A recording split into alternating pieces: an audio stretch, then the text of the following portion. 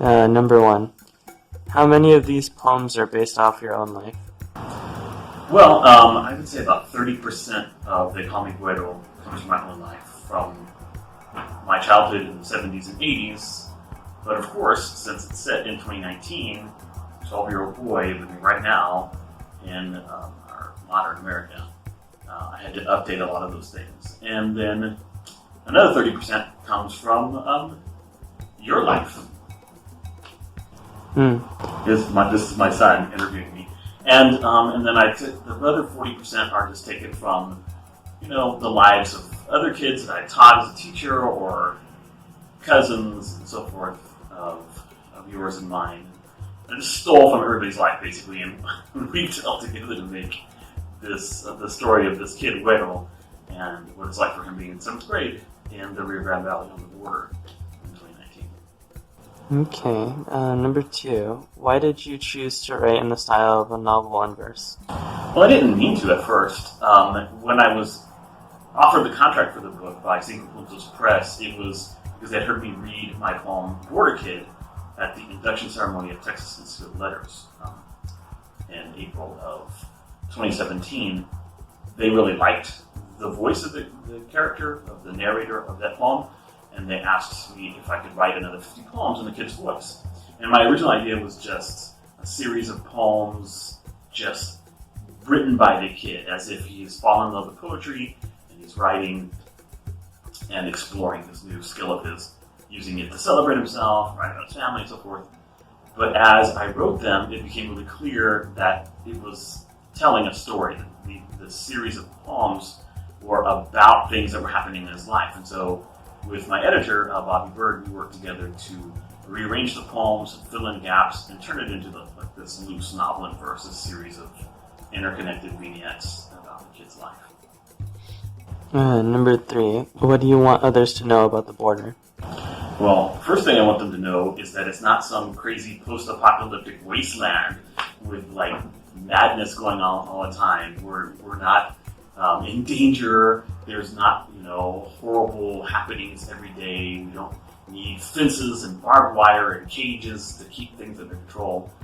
It's a normal place like any other in the U.S. with people living their lives, trying to be happy. There's a lot of beautiful culture, language, literature, history here, and we've got plenty of room for our brothers and sisters, our siblings that come across the border from the South, needing a place to stay. Our community has plenty of room for them, and I just wanted to get that across in this book and make border kids feel like they don't have to listen to the overwhelming chorus of bad things that are being said about this area and about them, about their people, their community on the news. Overwhelmingly, the things that have been said in the past 3 years by our government have been negative about the Mexican-American community in the borderland and immigrants. And I wanted to set the record straight and show you just this kid having a lot of fun, Gen Z gamer who also is deeply rooted in his culture, who likes poetry and video games, and a kid that other Mexican Americans, other Latinx kids could relate to, but that other kids throughout the United States also could relate to. And hopefully I've been able to pull it off. At least that was what I wanted to do. Number 4. How did your experience as a teacher inform your writing for young people?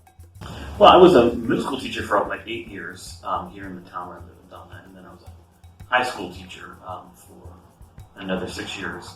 And during that time, I learned a lot about what kids need from literature, what they're looking for, what isn't there. The need to see themselves reflected, their communities reflected in literature, but also their need to have certain types of literature, specifically teaching boys at the middle school level, upper elementary middle school level. I noticed that they weren't into poetry as much as girls might be, and I was always looking for poems that would resonate with them, that would have a sense of adventure and fun, and maybe even danger, that would appeal to them, while also teaching them good life lessons and speaking beautiful poetry. So when I was writing this book, those are the kinds of things that I set out to do, is to write something that would appeal to the kinds of kids that I was teaching. And I was always thinking about teachers and their responsibilities, the things that they have to do in teaching poetry, I wanted to include a lot of different poetic forms. So you've got Wedo experimenting with sonnets and haiku and things like that. It makes the book also really, really user-friendly for teachers who want to implement it in the classroom. Number 5. What advice would you give to young authors and illustrators as they learn to improve their skills? Well, the first thing is you've got to do the work a lot. If you're going to be an illustrator, you've got to draw every day. If you're going to be a writer, you need to write constantly. And you have to get used to the idea of redoing the work, of drawing and redrawing the same characters again and again and again, writing over and over again, revising, editing, practicing a lot. But at the end of the day, I think one of the most important things is for you to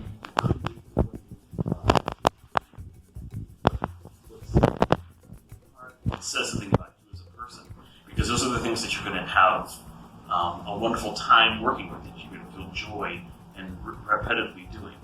And I guess finally, understand that writing and illustrating in and of themselves are worthwhile. They're fulfilling. If you don't immediately get a readership or a viewership, if you don't, get published when you're 20 years old by one of the big 5 publishers of New York, don't despair, because writing, illustrating, creating in and of itself is valuable. It makes life worth living. So do it because you love it. Do it every day. Don't give up. Don't take, criticism in a negative way that makes you throw your hands in the air. But Here the audio gets really bad, so let me just sign off. Practice every day, just like Retta would do, and you're going to be great. Take care.